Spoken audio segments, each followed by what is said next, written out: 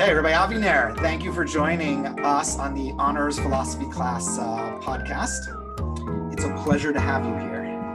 Thank you for having me. This was actually on my bucket list of things I needed to do before leaving Toronto. So I'm happy to be here. That's awesome. Okay, so this podcast series that we're doing is focusing on our metaphysics unit in philosophy, where we've been studying some of the different arguments for God, both within Jewish philosophy, but also outside Jewish philosophy in classical Greek, Christian, and Islamic philosophy. And so what we've been trying to do in these podcasts is really bring these conversations into real terms, with real role models that our students have, both within our school and outside of our school, to consider how they think about God in their own lives and the idea of arguing or proving God. So let's just start with this, just to get a sense, because everything in our class is personal. We talk a lot about our own feelings about faith and doubt and how we reflect on these things in our personal lives. So share with our students just a sense of your own personal journey, both just biographically, where you grew up and what that experience was like, but also weave into that a little bit, how you came to the place of faith that you are today. In other words, what significant points in your life and experiences that you've had have really led you to the position of Emunah that you have today. Have at it. Okay, thank you. So I was born in Manhattan, but grew up basically in Teaneck, New Jersey, and went to a regular modern Orthodox high school, not too different than Orach Chaim, Frisch, which might have been a little different back in the day, but similar upbringing to a regular Bnei Akiva schools type family. So I was definitely within the spectrum of Bnei Akiva schools, and as were my friends, and we dealt with the same day-to-day issues that all of our students deal with.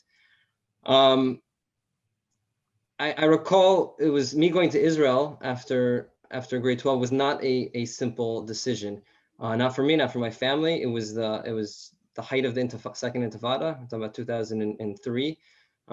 So there's a lot going on, and I wasn't sure that that's where I was going to be. A lot of my friends were backing out of that journey.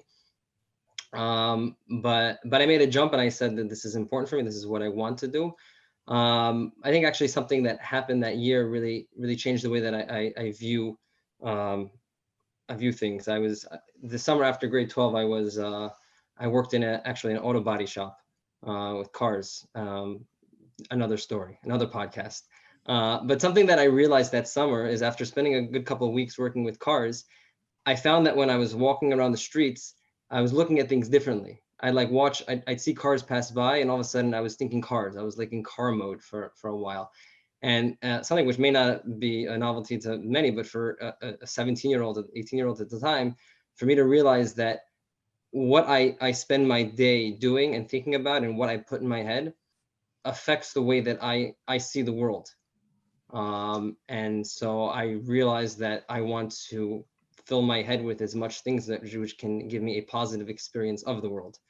And so I decided I was going to go ahead and I was going to go into science. I wanted to see the world through the eyes of science. I had always liked science, but I realized that this is what I wanted to do. Didn't end up all the way doing that, but and I also realized that I wanted to spend time exploring Judaism to really see what the depth it has to offer, and I was going to go to Israel. So I got on a boat, spent a year in Reshit, then spent 2 years in Reshit. I switched to Malay Dumim at the end of the second year. I thought I was going to continue for more than that. Didn't end up working out for me in Malay Dumim. It was a little bit of a crazy summer. It was a summer of the disengagement, so it was a heated time there, and I decided that I would take a break from yeshiva. My intent was always to come back, but I would what I knew I wanted to do was get a degree in physics. So that was what I was going to take a break from yeshiva and do that. I spent 4 years learning in Machon Lev. I got a degree in applied physics and medical engineering, and kept on learning. Ended up joining the Gurs Kollel after that. I was in the Gurs Kollel for 4 years, and then I joined Eretz Chemda, and I was in another Kollel for 6 years. So I got back into the learning. It was a I think I was 11 or something years in pretty much full-time learning. But I never left. I never left science. Science has always been a love of mine, not just in terms of of exploring the ideas, but it's always been part of me of how I view things. And then I got a second degree from Bar Ilan in science and halacha, which was a very nice way to kind of bring my two worlds together. And now here I am in Toronto. So when I'm here, so a couple of points I want to sort of focus on within your journey, which struck me as interesting. First of all, it seems that experience in Reshit, which sort of then set you on a path, and you stayed in Israel. You didn't come back to the United States, I assume, like most of your friends from high school did. So it seems like that period in Reshit, you can correct me if I'm wrong, was a formative period for you in terms of making a decision that, you wanted to stay in Israel and Eretz Israel, but also in terms of devoting yourself to Torah, and as you see it, as a way of sort of using Torah as the lens through which you see the world, and the lens through which you integrate information and data from the world. So can you point to anything in that experience that sort of drove you there? Or was it more of a gradual thing and you just woke up one day and here you are, learning in Kollel and getting degrees in physics? It was gradual. I remember actually there was there was a moment in high school where I was on a Shabbaton, and I was going to ditch the Sudah Shlishit and go with my friends somewhere in the hotel where we probably shouldn't have been doing things we shouldn't have been doing. And one of the Rabbi, like last minute, saw me like walking. He's like, "Hey, Eitan, come. Why don't you come join us?" I was like, "Okay, fine." And I remember I was sitting there at the Sudah Shlishit, and I have absolutely no idea what he said. I wasn't even there, but I remember there was something so real about the moment that I said to myself, I think that there's something here. And if there's something here, I want to explore it. And I want to explore it 100% because I don't believe about doing anything half-baked. Like if you believe in something, I really go for it all the way. I have siblings who are not from and at all. And I was speaking with different family members, like, how could it be? They, not even Yom Kippur, this. And I said, listen, I respect that. Meaning I don't agree with them, but I respect that because they're going full out in what they believe. And, hopefully they'll come back into the fold. But there's something about doing something and doing it all the way and committing yourself to what you believe in. So when I was in Reishi, yeah, I did experience Judaism, not just on an intellectual level, but on an emotional and experiential level, and made the decision that I was going to dedicate myself 100% to this way of life. Yeah. That's excellent. I feel very much the same way about all or nothing, and I've had my own journey in my life that has sort of been that all or nothing journey. I never really understood I'm just going to sort of scale down on my observance or philosophical approach because it doesn't seem to make sense. So now let's shift to Emunah and specifically arguing for God. And I find it interesting that you talked about your passion for science and your interest in science and how you've pursued that interest simultaneously with your growth of Jewish knowledge and halacha. So I think that really, sets us up perfectly for me to ask you specifically, from the standpoint of how you see science and Emunah sort of balancing each other. Can you prove, right? And proof has a very interesting meaning within science, right? Can you prove the existence of God? And if not, if yes, how? And if not, what is the argument that you have in your own life for God? What argument would you have, within your own mind for the existence of God? Okay, excellent question. So, just to preface, I don't think that proofs work for our generation. I don't think they've worked for a while, and I'll explain why. Once upon a time in the days of Plato, so we can build these utopian abstract truths based on just conjuring up philosophy, and like that's going to be true. But Aristotle brought us out of that, and he said we're going to deal with empirical evidence, data, and that's really the route that science has gone since then.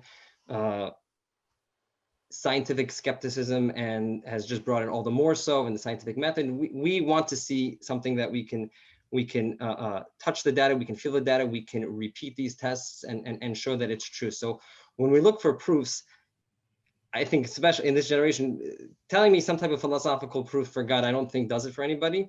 And the truth is, even if it did do it, or even there was I can prove, like physically prove whatever there was a God, it's not going to do it for people either, because if people don't want to believe something, then they won't believe it. And if they want to create their own worlds based on their own bias, then they'll do that as well. A great example of that, Einstein. Einstein is probably the most famous scientist to ever live, and for sure the most influential of the 20th century.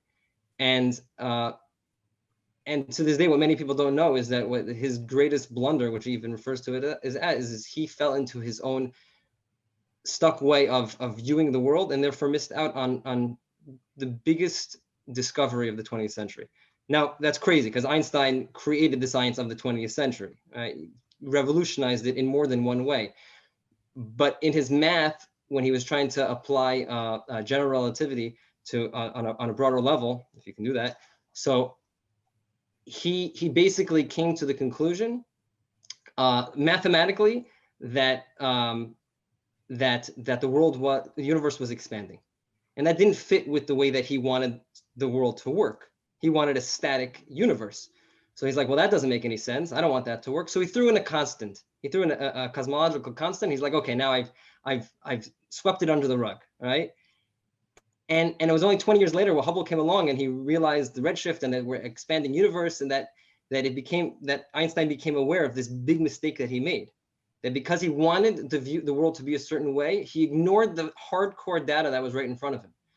So if Einstein's going to do that, like, we're going to be any different? We're gonna fall for proofs. People know smoking kills them, and people do that, right? Proofs don't do anything in terms of directing a person. That's not to say that I don't think there's very strong indications for people if they wanted the scientific route. For instance, if we're talking about the Big Bang, so Big Bang, which this whole idea, we grew up in this already, this paradigm of that the universe had a start, but that was new. That was new 60-70 years ago. But if we think about what that means, that there was a start to not just the universe, but to space and time, which means that there had to have been something which is outside of space and time that brought space and time into existence.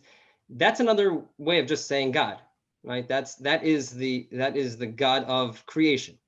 So I think science, in a sense, if you want to talk about proof, science has already proven that there is this force that has brought the universe into creation. That is the God of creation.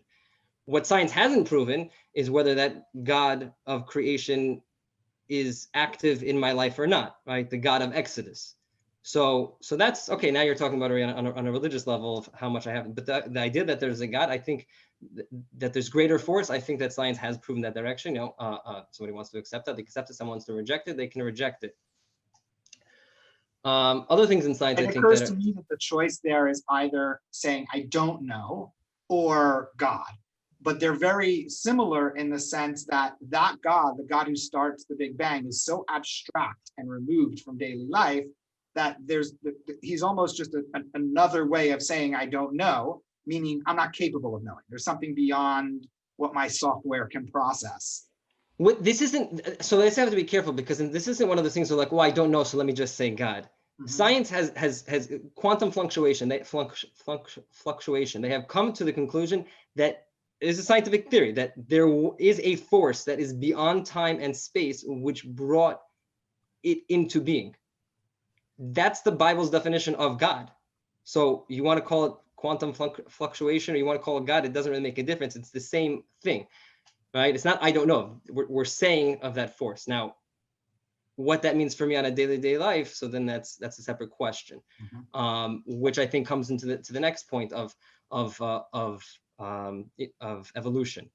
People think that evolution is like the biggest thing to contradict religion, and I don't think that that's true at all. where Rav Kook said that evolution, it was so for evolution because he thought it matched with his messianic type of ideology of Torah, that he said even if evolution is proved incorrect, I'll still believe in God, right? Right. So I think about that in this context. Tell me what you think about it. Like for me, evolution and emergence, the concept of emergence in general, is often used as sort of a challenge to the teleological argument for God, right? That the teleological argument is if you came across a watch and that watch looks like it was designed, it could not have randomly come together. Oh, but here comes evolution and says no, random, give enough time, random things can come together and create an actually sophisticated design. But to my mind, that sort of misses the point, because and maybe this is, what theologians call the fine-tuning argument, right? That if you just look mathematically at all the elements, the core elements needed for life to exist, it is so precise and so fine-tuned for even any of these processes of emergence or natural selection or evolution to begin. That itself is an argument for design, and again, it's a probabilistic argument. It's not a deductive argument, but it's nonetheless pretty powerful. Right, absolutely. I would use that not even as a proof, because that's, some people can say, oh, that just, you don't know, so you're plugging in the God for you don't know. But I would even use that as experiential, meaning the best way that I can say to prove someone to God is not through these proofs, but for them to actually experience God in their own lives. Because once they experience it, so it's something that, it's personal, it's for me. And number two, it also will make them want to go ahead and do that. So for instance, understanding the beauty of the world. A person that can really bring, as the Rambam writes in the Mishnah Torah, that they can really bring a person to love and awe of God. I experienced that firsthand when I was in college. So I had a very interesting professor for biochemistry. He was a Baal Tshuva, a Breslover. He had like 4 PhDs in all different areas of whatever. And he came into class in a white shirt with these gigantic thick payas, right? But he spoke like a professor. He was a professor. And we were learning the most magnificent things of biochemistry. And I remember after we were learning protein synthesis, and he was talking about the amazing thing, and it was beyond. And then I remember at the end he says how do you think those amino acids know how to get from one place to another? They're just pulled there. How does that happen? Right? And we were just to pause, and he would always somehow bring this religious experience to it. And for that semester that I had this course, my davening was skyrocketing. I felt like a Breslover chassid, and I was learning biochemistry. I wasn't learning Rabbi Nachman, and it's that experience of seeing the beauty. I don't need it as a proof. I need it as to experience God's beauty in this world and his understanding and connecting to that wisdom as, I see God in my life on that way. So now take me on the journey. So we have the quantum God, right? And now take me on the journey to the God of Har Sinai, to the God who reveals the Torah, and the God who's concerned for individual life on planet Earth and our own destinies and souls and so on. Okay, so I don't think you need necessarily science to experience God. That's just where I'm inclined. But if you're a person of history, right? If after the 20th century, how could you not see God in history? After the Holocaust, after the birth of a return of the Jews to the land, there's a story unfolding. So sometimes when we can get caught on one page of this amazing book, we don't see the whole picture, and we can say, is there an author to this one paragraph that I'm on? I don't know. It just seems like a lot of letters and sentences got put together. But when you're looking at the entire book and you say this is a masterpiece, look what's going on. There's an unfolding, there's an evolution of events happening. So you see that on a national level, on a worldly level, international level, and that's a global level, is the right word, of God being involved. What about my own personal life? You just have to everybody has to just open up their own eyes. We can ignore the personal story of our book that we're writing, the characters that we're playing, or we could be open to the fact that we're being led on this amazing journey, and that we're not alone, and God is leading us on it, and God has big plans for us, for these stories, for these chapters. So let me ask you a question, and I'll betray my own bias here. This is not an argument that's resonated with me for various reasons, which we might get into. But I'm curious what you feel about sort of what I would say is the only rational argument that I'm aware of for revelation and for the Jewish Masorah, which is this idea of mass revelation, right? That God revealed Himself at Sinai to roughly 1 million people.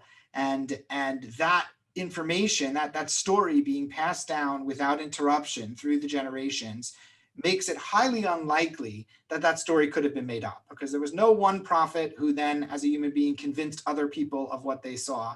There were just 1 million people who saw it, and there could have been no point in history where that story could have evolved without being challenged. What's your feeling on that position? Right. So the Kuzari brings that argument. It doesn't do it. It doesn't do it for me. I don't know if it did it in the times of the Kuzari. And the truth is, I've asked students about this. I've asked them this. I say, well, what do you guys think of that? They're like, right. In the generation of fake news, like, are you serious? You can't convince people that something's not true. There are more people who believe in flat Earth that are living alive today than in the combined history of the world. Right. I think we're giving people too much credit in terms of their intelligence.